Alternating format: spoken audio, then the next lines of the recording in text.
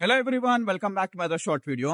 ఈ short reel యూకేలో ఉన్న కంటెంట్ క్రియేటర్స్, ఇన్ఫ్లుయెన్సర్స్, ప్రమోటర్స్ కి, ఎందుకంటే నేను వాళ్ళ మీద వీడియోస్ పెట్టి పర్సనల్ అటాక్స్, పర్సనల్ గర్జెస్, లొల్లిలు పెట్టుకుందాం, ఫేమ్ కోసం నేనైతే ఫైట్ చేస్తున్నానంట. సబ్స్క్రైబర్స్ కోసం, వ్యూవర్స్ కోసము వాళ్ళ మీద వీళ్ళ మీద వీడియోస్ చేస్తే నాకు వ్యూవర్స్, లైక్స్ అన్ని వస్తాయని వాళ్ళు అనుకుంటున్నారు. బట్ ద థింగ్ ఇస్, వాళ్ళకి తెలియదు ఏంటంటే రియల్ లైఫ్ కి రియల్ లైఫ్ కి అయితే డిఫరెన్స్ అయితే తెలియాలి. అని వాళ్ళకి తెలియాల్సింది ఏంటంటే రియల్ లైఫ్ కి రియల్ లైఫ్ కి డిఫరెన్స్.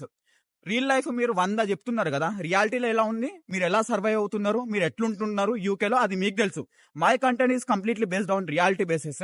నా కంటెంట్ ఏదో నాది. మీరు కంటెంట్ పబ్లిక్ ప్లాట్ఫామ్ లో పోస్ట్ చేయడం అయితే బంద్ చేయండి. ఇన్స్టాగ్రామ్ ప్రైవేట్ చేసుకోండి, యూట్యూబ్ వీడియోస్ ప్రైవేట్ చేసుకోండి, ప్రైవేట్ గా అప్లోడ్ చేసుకోండి. మీ లింక్ ఒక్కరికి పంపించుకొని వాళ్ళకే ఓపెన్ చేసినట్టు పెట్టుకోండి, అప్లోడ్ అయితే చేసుకోండి. అంతేగాని నీ మీద వీడియోస్ చేస్తే నాకేం రాదు. నువ్వు కంటెంట్ రియాలిటీగా పెట్టు. 20 లక్షల యూనివర్సిటీ, 15 లక్షల యూనివర్సిటీ, అవుట్ లండన్ లో ఉండి అది ఇది అంటే, నేను ఎవరిని పర్సనల్ గా డిఫేమ్ చేయడానికి లేను. పర్సనల్ గా లొల్లీలు అయితే లేవు. బయట కనిపి హాయ్ చెప్తా, బాయ్ చెప్తా, ఎట్లున్నావు ఏంది. కంటెంట్ వరకే. యూట్యూబ్ అనేది ప్లాట్ఫామ్, అక్కడ వీడియోస్ అప్లోడ్ చేస్తున్నాం, అది అక్కడి వరకే. మీరు పర్సనల్ గా తీసుకుంటున్నారంటే అది పర్సనల్ గా మీరు డిజర్వ్ అవుతేనే మీరు అది హర్ట్ అవుతా అంటది.